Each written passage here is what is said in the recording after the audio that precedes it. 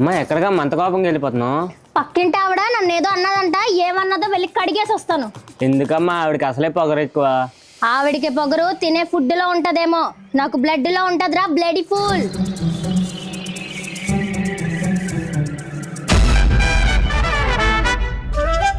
నన్నేదో అన్నారంట, ఏమన్నారు?